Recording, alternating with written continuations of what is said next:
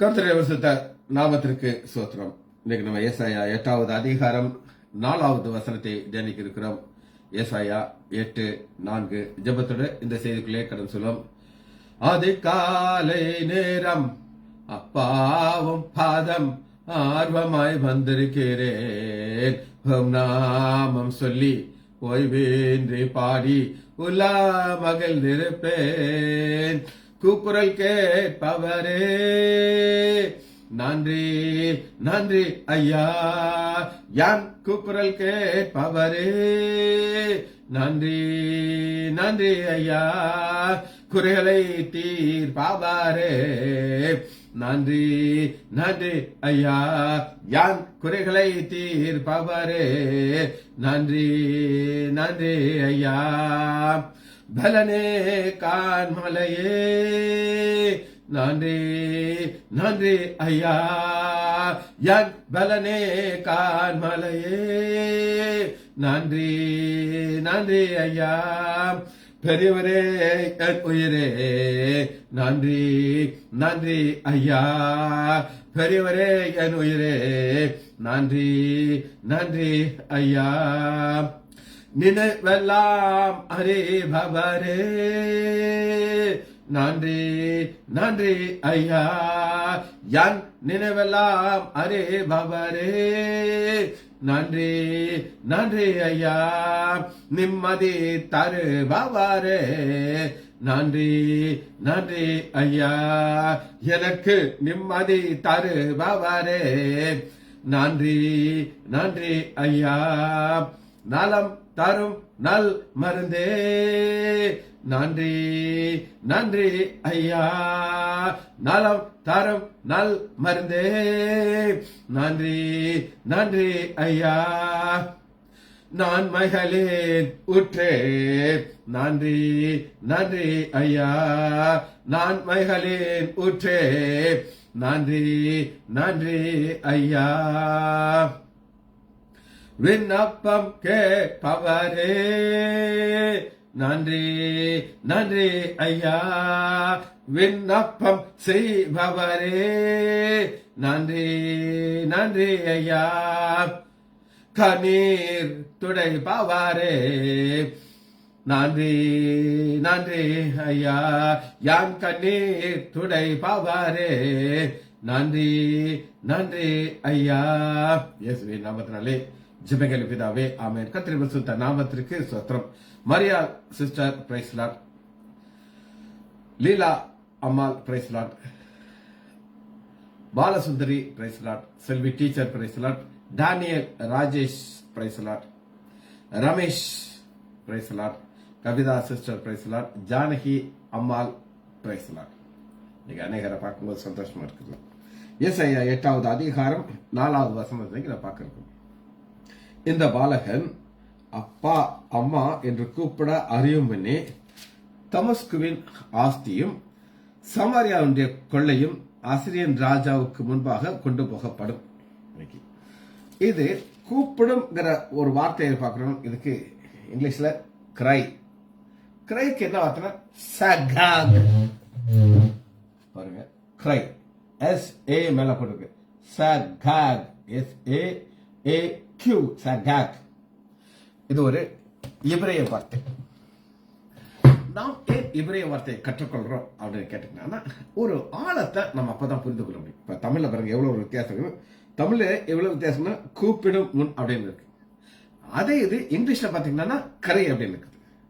ஆனா இந்த சகாக்குங்கிறதுக்கு என்ன ஒரு அர்த்தம் அப்படின்னு கேட்டீங்கன்னா, ஒரு உதவி பெரும்படி செய்கிற ஒரு காரியம்.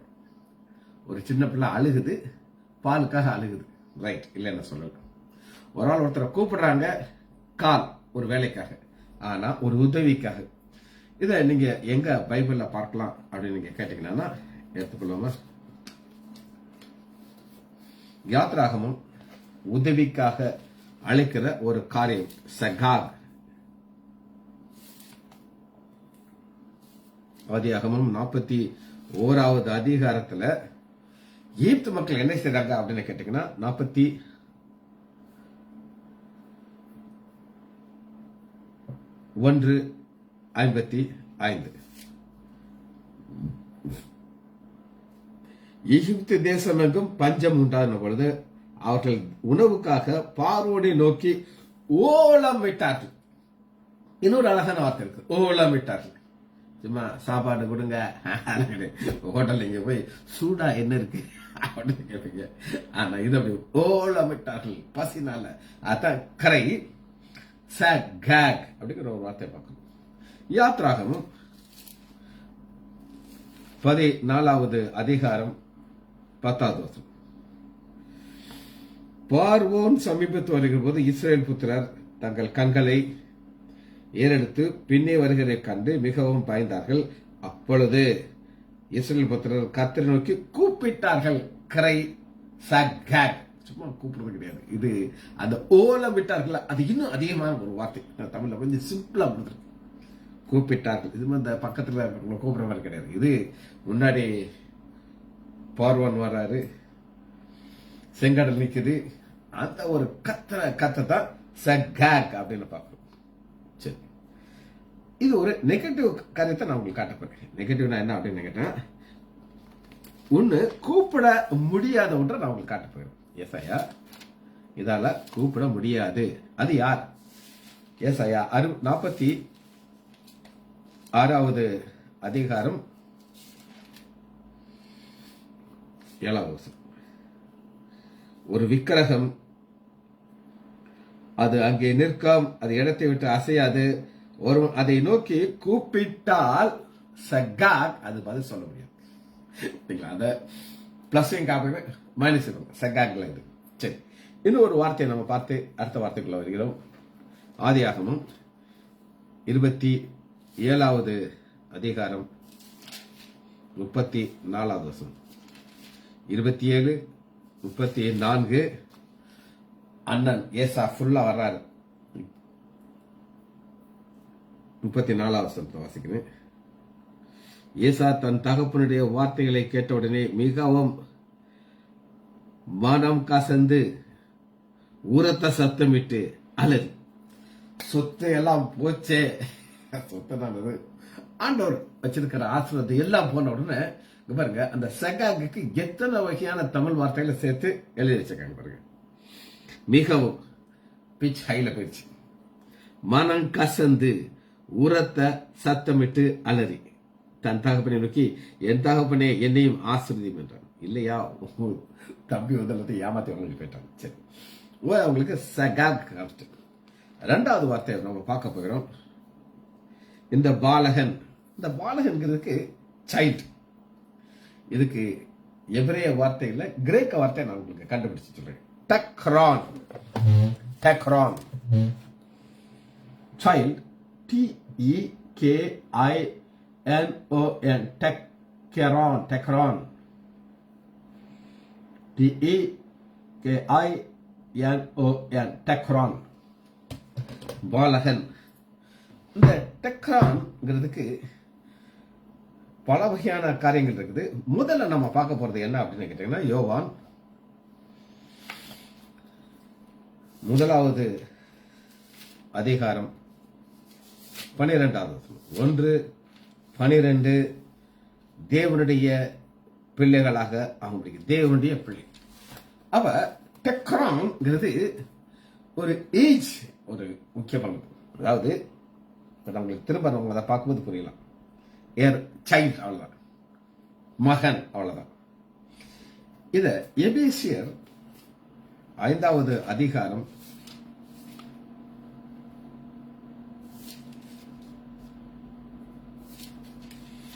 8வது வசனம். எபேசியர் 5:8, இப்பொழுதோ வெளிச்சத்தின் பிள்ளைகளாக நடந்து கொள்ளுங்கள். வெளிச்சத்தின் பிள்ளைகள். வெளிச்சத்தின் பிள்ளைன்னா என்ன அர்த்தம் கேட்டீங்கன்னா, ஆண்டவர் வந்து ஒரு பாதையை வச்சிருக்கிறார். இவ்வளவு நாள் நம்ம அந்தகாரத்தில் இருந்தோம், சாத்தனுடைய பிள்ளைகளாக இருந்தோம். இப்பொழுது நம்மள பரலோக குடும்பத்தில் நம்மளை சேர்த்து ஒரு பிள்ளை தான். ஆனா அது வெளிச்சத்தின் பிள்ளை, லைட். சரி, இப்ப டெக்ரான் நான் உங்களுக்கு காமிச்சேன். இதுல ஒரே ஒரு ION மட்டும் பாருங்க. இது NON, NION, ஒரே ஒரு சின்ன ஒரு சேஞ்ச் இருக்கு. N அடுத்து ஒரு ION, டெக்ரான், டெக்ரான், a little child. Spelling ரொம்ப ஒரே மாதிரி இருக்குதாங்க, ரொம்ப க்ளோஸா இருக்குது. பி போட்டுக்க பாருங்க, TEK டெக், NION டெக்னியான், மேல பாருங்க NON, இங்க NION, இது லிட்டில் சைல்ட், குட்டி பிள்ளை. இந்த குட்டி பிள்ளைங்கிறது யார் அப்படின்றது நான் உங்களுக்கு பைபிள்ல காட்டுறேன்.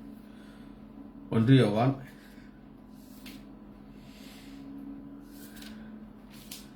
2வது அதிகாரம் 1 வசனம். 1 யோவான் 2:1, என் பிள்ளைகளே, இது சொல்றது யாருங்கிறது தான் முக்கியம். யோவான் ஏறக்குறைய ஒரு 80 வயது உள்ள ஒரு மனிதனா இருக்கார். இவர் தான் கடைசியாக மறிக்கிறார். இவருக்கு எல்லாரையும் பார்த்தாலும் குட்டி பிள்ளைகளா தெரியும், கொஞ்சம் வளர்ந்த பிள்ளைகளையும் குட்டி பிள்ளைகளா தெரியும். அதனால தான் என் பிள்ளைகளே, நீங்கள் பாவம் செய்யாதபடி உங்களுக்கு எழுதுகிறேன். அந்த பாவம் செய்யாதபடி உங்களுக்கு எழுதுகிறேன்னு சொல்றாரு. அடுத்து பாருங்க, இதுல ஒரு சின்ன ஒரு கான்ட்ரவர்ஷியலான காரியத்தை உங்களுக்கு நான் காட்ட போறேன். அதே யோவான் என்ன எழுதுகிறார் அப்படின்னு கேட்டீங்கன்னா, 1 யோவான் 3வது அதிகாரம் 7வது வசனம், பிள்ளைகளே சொல்றாரு. சொல்லிட்டு 9வது வசனத்துல, தேவனால் பிறந்த எவனும் பாவம் செய்யான், ஏனென்றால் அவருடைய வித்து அவனுக்குள்ள இருக்கு. அவன் தேவனால் பிறந்தபடினால பாவம் செய்ய மாட்டான். 3வது அதிகாரம் 9வது வசனத்தை எழுதும் போது பாவம் செய்ய மாட்டான்னு சொல்லிக்கிட்டு, அதே யோவான் 2வது அதிகாரம் 1 வசனத்தை எழுதும் போது என்ன எழுதுகிறான்னா, என் பிள்ளைகளே, நீங்கள் பாவம் செய்யாது, நீங்கள் பாவம் செய்தால் நீதிமான் இயேசு கிறிஸ்து பந்து பேசுகிறோம். என்னங்க வித்தியாசம்? ஏன் இந்த ஒரு முரண்பாடு அப்படின்னு நீங்க கேட்டீங்கன்னா, ஸ்டான்லி இதுக்கு ஒரு விளக்கத்தை சொன்னார். அவர் கிளாஸ் டீச்சிங் இருக்குது. அதாவது அந்த பாவம் செய்யறத ஒரு ரொட்டீன் லைஃபா வைக்க மாட்டாங்க. என்னைக்காவது ஒரு நாள் தவறுவாங்க, பாவம் செய்வாங்க. பாவம் செய்தான்னா ஆண்டவர் பரிந்து பேசுகிறார். இப்ப நான் ரட்சிக்கப்படுறதுக்கு முன்னாடி நான் ஒரு டைம் டேபிள் போட்டு தான் பாவம் செய்வேன். இத்தனை மணிக்கு இந்த பாவம், இத்தனை மணிக்கு இங்க போகணும், இங்க போய் இதை செய்யணும். கோயில உட்காந்துட்டு போது மைண்ட் ஃபுல்லா எங்க இருக்கும், சரி இன்னைக்கு என்னென்ன ஷெட்யூல் அப்படின்னு போட்டு மைண்ட் ஓடிட்டு இருக்கும். இப்ப அதே மனிதர் ஆண்டவர் மாற்றி ஒரு பூர்ண மனிதன் ஆகிறதுக்கு ஒரு சின்ன சின்ன பிரச்சனை வரும், இல்லைன்னு சொல்லல. ஆனா அது ரொட்டீனாக இருக்க முடியாது. ரெண்டுக்குள்ள வித்தியாசம் திரும்ப உங்களுக்கு சொல்றேன், கவனமா கேட்டுக்கோங்க. 1 யோவான் 3வது அதிகாரம் 9, தேவனால் பிறந்த எவனும் பாவம் செய்யான், ஏனென்றால் அவருடைய வித்து அவனுக்குள் இருக்குது. அவன் தேவனால் பிறந்தவனே பாவம் செய்ய மாட்டான். இதனாலே தேவனுடைய பிள்ளைகள், டெக்ரான், தேவனுடைய பிள்ளைகள். சரி, இந்த ஒரு டிஃபரன்ஸ் உங்களால போய் இது நினைச்சுக்கிறேன். 3வதாக நம்ம பார்க்கிறோம் ஹியோஸ் அப்படின்னு ஒரு வார்த்தை. ஹியோஸ்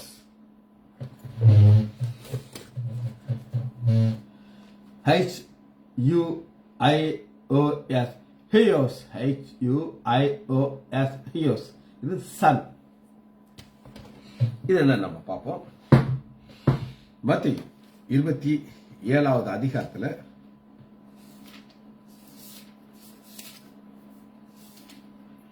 9வது வசனம், 27:9, இஸ்ரவேல் புத்திரரால் மதிக்கப்பட்டவர்கள். இஸ்ரவேல் புத்திரர், அதான் ஹியோஸ்.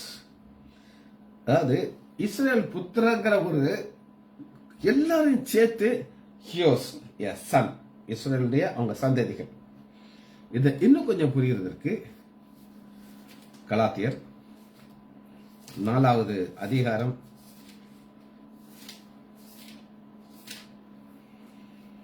1வது வசனத்தை நான் உங்களுக்கு காட்டுறேன். கலாத்தியர் 4:1, பின்பு நான் சொல்கிறது என்னவென்றால், சுதந்திரவாளியானவன் எல்லாவற்றுக்கும் எஜமா இருந்தும் அவன் சிறு பிள்ளையா இருக்கும் காலம் வரை அவனுக்கும் அடிமையான வித்தியாசம். இது உங்களுக்கு புரியுது கஷ்டம், நான் அதை விளக்கப்படுத்துறேன். ஒரு சுதந்திரவாளி, இந்த சுதந்திரவாளினா யார் அப்படின்னு நீங்க கேட்டீங்கன்னா, ஒரு மிலிட்ரி ஆபீசர் இருக்கார். சரிங்க, மிலிட்ரி ஆபீசர் அவர் யுத்தத்துக்கு போவார். அவருக்கு ஒரு பையன் இருக்கார். அந்த பையன் சிறு பையனாக தான் இருந்தான். ஆனா இவரு போய் சில வருஷங்கள் கழிச்சு திரும்ப வர்றார். ஆனா அந்த பையன் யாருடைய கண்ட்ரோல்ல இருப்பான் அப்படின்னு கேட்டீங்கன்னா, ஒரு அடிமையுடைய கண்ட்ரோல்ல இருப்பான். அவன் தான் அந்த பிள்ளைகளை ஸ்கூலுக்கு கூட்டு போகணும், கூட்டிட்டு வரணும், எல்லாமே அவன் தான் அனுப்பிச்சு, ஒரு ரைட்ஸ் இருக்கு அவன் மேல. ஆனா ஒரு ஸ்டேஜ் வரும் பொழுது அப்பா வர்றாரு. வந்து அவர் பாக்குறாரு, அவருடைய ரேசரை யாரோ யூஸ் பண்ணியிருக்காங்க. கோவம் வந்துருச்சு அவருக்கு. ரேசரை யார் யூஸ் பண்ணாட்டு மனைவி 2 திட்டுறாரு. உங்க பையன் தான் யூஸ் பண்றான், அவன் பெரிய பையன் ஆயிட்டான் பாருங்க, தாடி எல்லாம் வளர்ந்துருச்சு, அவன் தான் யூஸ் பண்றான். ஆமா இல்ல டே, நீ வளர்ந்துட்டல, இவன் நீ சுதந்திரவாளி, இனி நீ அடிமை கிடையாது. இனி அந்த சீஃப் அந்த அடிமையை கூப்பிட்டாரு, இங்க வேற இவன் உன் கீழெல்லாம் இருக்க மாட்டான், அவனுக்கு நான் ஒரு சுதந்திரத்தை கொடுத்துட்டேன் அப்படின்னு சொல்லி அது ஒரு ஃபங்க்ஷனா வைப்பாங்கன்னு சொல்லி வாசிச்சு போதுங்க. நான் சொல்றது புரியுங்க. கலாத்தியர் 4வது அதிகாரம் 1 வசனம். பின்பு நான் சொல்லுகிறது என்னவென்றால், சுதந்திரவாளியானவன் அவன்தான் ஒரு கிரேக்கருடைய பையன் எல்லாவற்றுக்கும் எஜமானா இருந்து எல்லாத்துக்கும் அப்பா சொத்தெல்லாம் அவனுக்கு தான் வரப்போகுது. ஆனால் அவன் சிறு பிள்ளையா இருக்கும் காலம் அளவும், அந்த சிறு பிள்ளைங்கிறத இப்ப ஹயோஸ், அந்த சிறு பிள்ளைங்கிறது டெக்னோமன்ல இருந்து ஹியோஸ்க்கு அவர் மாறிட்டார். சரி, கடைசியா ஒன்ன பார்த்துட்டு நம்ம லாங்குவேஜை முடிக்க போயிடும். அது என்னன்னா ரிச். வசனத்தை வாசிக்கிறேன். ஏசாயா 8வது அதிகாரம் 4வது வசனம். இந்த பாலகன் அப்பா அம்மா என்று கூப்பிட அறியும் முன்னே தமஸ்குவில் உள்ள ஆஸ்தி, அந்த ஆஸ்தியை தான் நம்ம ரிச்னு பார்க்கணும்.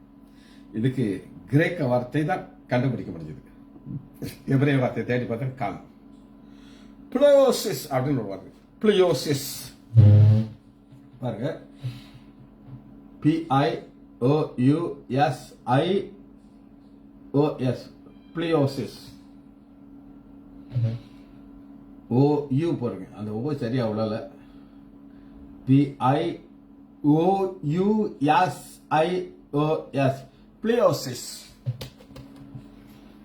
ஈக்குவல் வார்த்தைனா வெல்த், சொத்து. இது சில வருஷங்களை நம்ம பார்ப்போம். இந்த பணக்காரர்கள் ரிச் பீப்புளுடைய வார்த்தை. இந்த பிளயோசிஸ் எங்கெங்கெல்லாம் வந்திருக்கு அப்படின்னு கேட்டீங்கன்னா, லூக்கா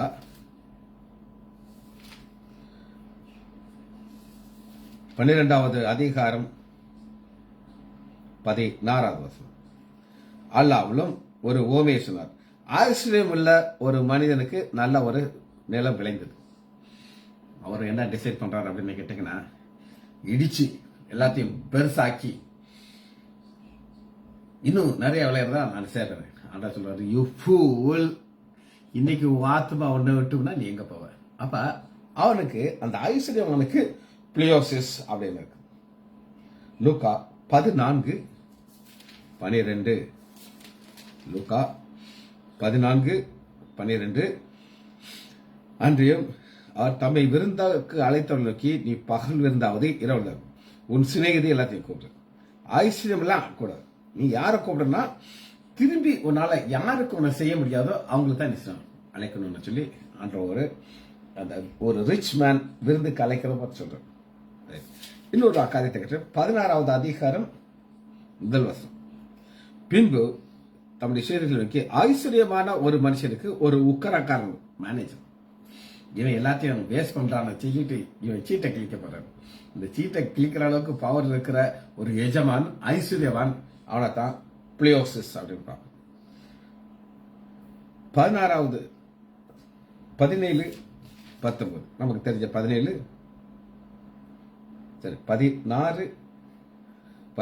ஐஸ்வர்யம் உள்ள ஒரு மனுஷன் தான் ஆப்போசிட் லாசர். இதுதான் இன்னைக்கு நம்ம பார்க்கிற லாங்குவேஜ் பார்த்துச்சு. இது நம்ம வாசனத்துக்குள்ள போகிறோம்.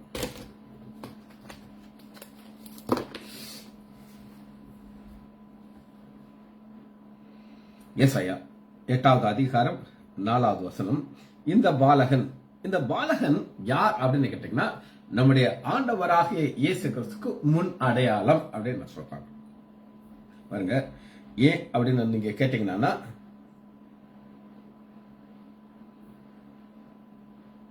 7வது அதிகாரம் 15வது வசனம். ஏசாயா 7:15.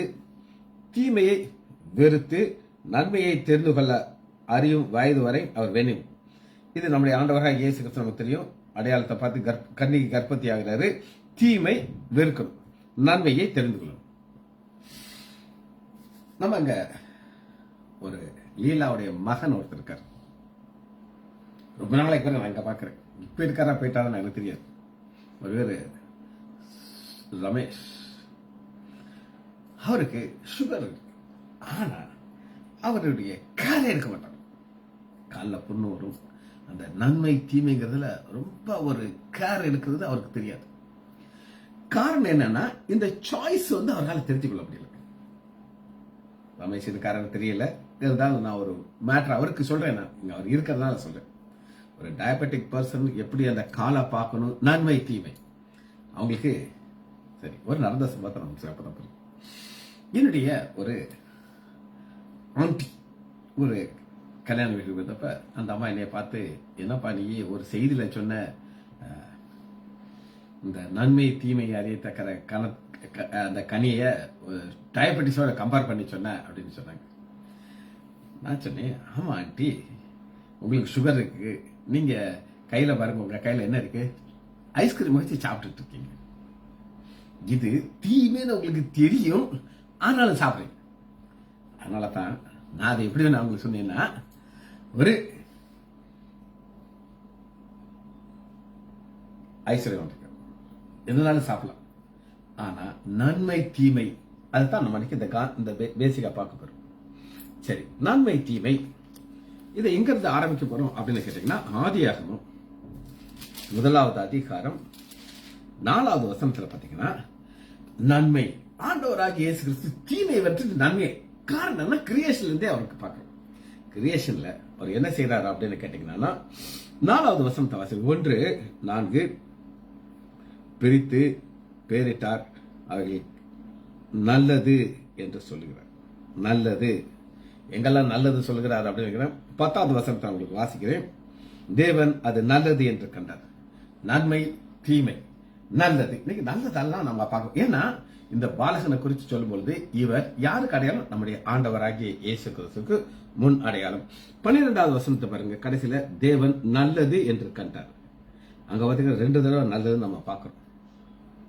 18வது வசனம் கடைசியில பாருங்க, அது நல்லது என்று கண்டார். தீமை கிடையாது, நல்லது. Good good good. 21வது வசனம் பாருங்க, தேவன் அது நல்லது என்று கண்டார். 31வது வசனம், அப்பொழுது தேவன் தாம் உண்டு பண்ணின எல்லாவற்றையும் பார்த்தார், அது மிகவும் நன்றாயிரு. நம்முடைய ஆண்டவர் என்ன செய்தார் அப்படின்னு கேட்டீங்கன்னா, இப்ப பசங்க நாங்கெல்லாம் எக்ஸாம் எழுதும் போது கடைசியில ஒரு 5 மினிட்ஸ் நாங்க எதுக்காக செலவழிக்கணும்னா திரும்ப ஒருக்கா வாட்ச் பார்க்கணும், எங்கேயாவது தப்பு விட்டுட்டோம் மாட்டோம். ஆனா அந்த பிரில்லியன்ட் ஃபுல்லா அதை கொடுத்துட்டு போயிடுவாங்க. எங்களுக்கெல்லாம் பார்க்கணும், எனக்கு தெரியும் நான் எழுதினா நல்லாதான் தான் இருக்கும் அப்படின்னு சொல்லிட்டு. ஆனா ஆண்டவரே என்ன செய்யறாருன்னா, கிரியேட் பண்ணிட்டு நல்லது நல்லது நல்லது. சரி, ஆதியாகமம் 2வது அதிகாரம் 9வது வசனத்துல, தேவனாய கர்த்தர் பார்வைக்கு அழகும் புசிப்புக்கு நலமுமான சகலம். எல்லாமே நல்லாதான் இருக்குங்க, புசிக்கிறதுக்கு நல்லா இருக்கு, எல்லாமே அப்படித்தான் வரும். ஆனா நன்மை தீமைங்கிற அறிவு கனிகளை தான் ஒரு சின்ன பிரச்சனை வந்துச்சு.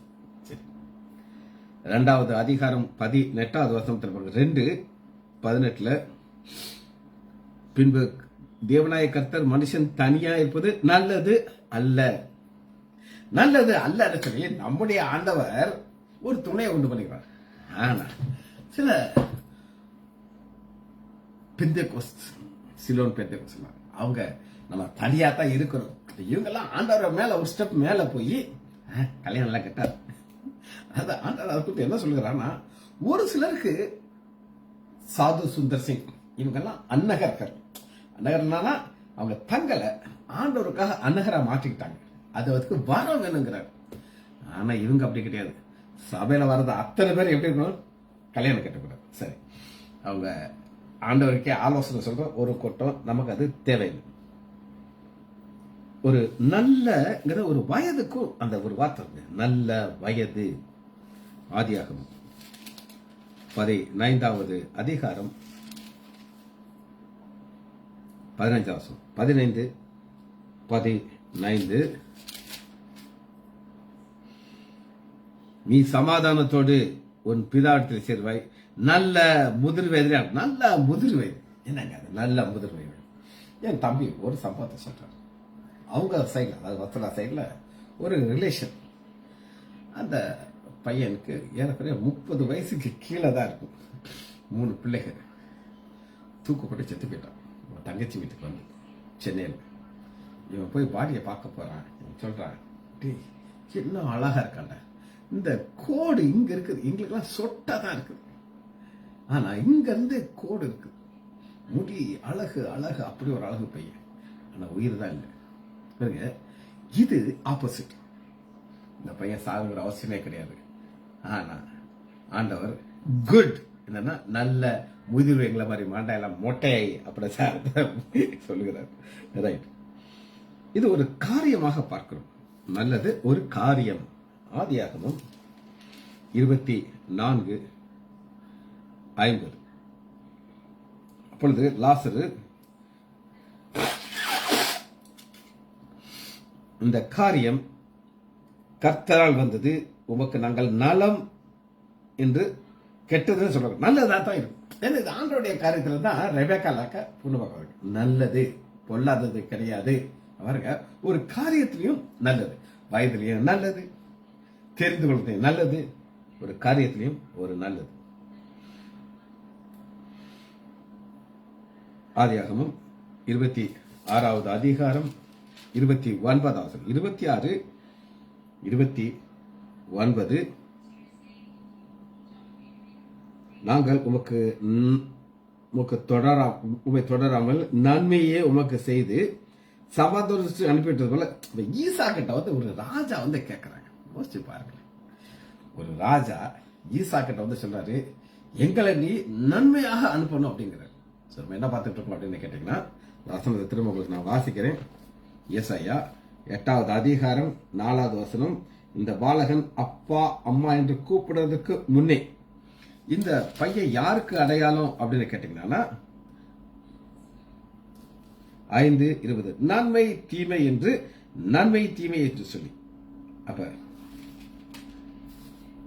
7வது அதிகாரம் 10. அந்த பாலகன் நம்முடைய ஆண்டவராகிய தீமையை வெறுத்து நன்மையை, நன்மை தீமை மரத்தில் ஆரம்பிச்சவங்களுக்கு கிரியேஷன்ல ஆரம்பிச்சேன். இப்ப நம்ம எங்க வந்துட்டோம் அப்படின்னு கேட்டீங்கன்னா, ஆதியாகமம் 26வது அதிகாரம் 29வது வசனம். நாங்கள் உம்மை தொடராமல் நன்மையே உமக்கு செய்து சமாதானத்தை எங்களை அனுப்புறோம். 31வது அதிகாரம் ஆதியாகமம் 31:24. யாக்கோபு மேல ஆண்டவருக்கு அப்படியே ஒரு அன்புங்க. மாமனார் பின்னாடியே துரத்திக்கிட்டே வர்றார். அவனுக்கு ஆண்டவர் என்ன சொல்கிறார் அப்படின்னு கேட்டீங்கன்னா, யாக்கோபோட நீ தீமையை பேசிடாத பார்த்துக்கோ. லாபான் சீரியன் 31:24. அன்று ராத்திரி தேவன் சீரியா தேசத்தனாகிய லாபானுக்கு சொப்பனத்திலே தோன்றி, நீ யாக்கோபோட நன்மையே அன்றி தீமையை பேசிடாதங்கிறார். எந்த அளவு ஆண்டவர் ஸ்பெசிபிக்கா சொல்றாங்க. சீரியன், இந்த சீரியனத்தை தான் நம்ம இங்க பார்க்கிறோம். 8வது அதிகாரம் 4வது வசனம் பாருங்க. இந்த பாலகன்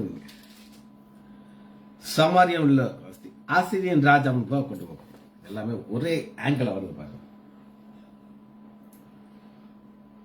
இந்த பாலும் தேனும் ஓடுகிற தேசத்தை ஆண்டவர் எப்படி பார்க்கிறார் அப்படின்னு கேட்டீங்கன்னா, யாத்ராகமம் 3வது அதிகாரம் 8வது வசனம். 3:8. அவர்களை எகிப்தியர் கைக்கு விடுதலையாக்கவும் அவர்களை அந்த தேசத்திலிருந்து நீக்கி, அந்த எகிப்துங்கிறது ஒரு அடிமைக்கு அடையாளம். ஆனா பாலும் தேனும் ஓடுகிற தேசத்துக்கு எப்படி பார்க்கணும்னா, பெரிய விசாலமான தேசத்துக்கு கொண்டு போய் சேர்க்கப்படுங்க. அடிமைத்தனத்திலிருந்து ஒரு விசாலமான நல்ல ஒரு தேசத்துல கொண்டு போய் ஆண்டவர் சேர்க்க போறீங்கிறார். நம்ம எல்லாருக்கும் ரொம்ப பிடிச்ச, எனக்கு பிடிச்ச ஒரு வசனம் நல்லதுங்கிறத எங்க பார்க்கலாம் அப்படின்னு கேட்டீங்கன்னா, மத்தேயு 25வது அதிகாரம் 21. எஜமா நல்லது, குட், உண்மை முத்தமான ஒளியக்காரனே, நீ கொஞ்சத்திலே உண்மையா இருந்தாய், நீ அநேகத்திலே அதிபதியாக வாய்ப்பேங்கிறார். இப்ப 2வது ஒரு காரியத்தை பார்த்து நம்ம அதை முடிக்க போயிடும். அது என்ன? ரிச்னஸ். இப்ப இந்த பையன் பேசுறதுக்கு, அப்பா அம்மா பேசுறதுக்கு முன்னாடியே என்ன நடக்கும் அப்படின்னா, எல்லா வெல்த்தையும் கொண்டு போயிடுவாங்க. ஆசிரியன் ராஜா எடுத்துக்கொண்டு போவான். இத இதை நம்ம புரிந்து கொள்றதுக்கு ஏசாயா 10வது அதிகாரம் 5வது வசனம் 10:5 என் கோபத்தின் கோலாகிய அசிரியனுக்கு ஐயோ. கோபத்தின் கோலாகிய ஆசிரியனுக்கு ஐயோ, அவன் கையில் என் சினத்தின் தன். அப்ப ஆண்டவர் இந்த அசிரியனை தனக்கு தேவைக்கு அவனை உபயோகிக்கிறார். இதான் நம்ம பார்க்கணும். 6வது வசனம் பாருங்க, அவபக்தியான ஜனங்களுக்கு விரோதமாக நான் அவனை அனுப்பி. இன்னைக்கு ஆண்டவர் விட்டு போய் அவபக்திக்கு போயாச்சோ ஆண்டவர் ஒரு எழுப்புவார். அது ஆசிரியனா இருக்கும், நேபுகாத் நேச்சரா இருக்கும், என் ஊழியக்காரனாக நேபுகாத் நேச்சர். இது நீங்க எங்க பார்க்கலாம் அப்படின்னு பார்த்து நம்ம இதை முடிக்க போயிடும். 2 ராஜாக்கள்